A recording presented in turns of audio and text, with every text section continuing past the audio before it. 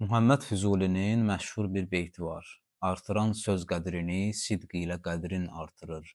Kim nə miqdar olsa əhlin eylər ol miqdar söz. Bu beytdəki kim sözünün mənası Füzuli oxucuları üçün, habelə klassik ədəbiyyatımızı yaxşı bilənlər üçün aydındır, çox asan bir məsələdir. Lakin mən ehtiyac duydum təkrarən aydınlıq gətirim buradakı kim sözünün mənasına. Ona görə ki, əksər Füzuli oxuyanlar, hətta ədəbiyyatşünaslar, professorlar buradakı kim sözünün mənasını özləri də səhv bilirlər və səhv çatdırırlar kütləyə.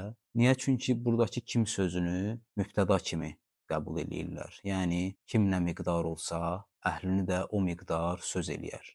Diqqətlə baxsaq görərik ki, bu heç bir məna vermir. Yəni kim özü nə miqdarda olsa, öz əhlini də o miqdarda söz eləyər. Yəni burdan nə məna çıxır? Heç bir məna çıxmır. Əslində isə belədir ki, artıran söz qədrini sidqi ilə qədrin artırır.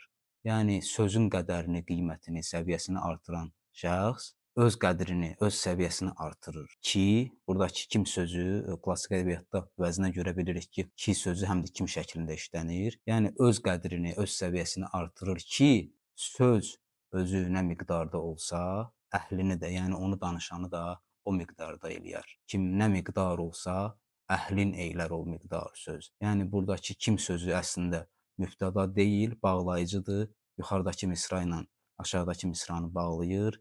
Mübtəda isə sonda işlənmiş söz sözüdür. Yəni söz özü nə miqdarda olsa, öz əhlini də o miqdarda eləyər.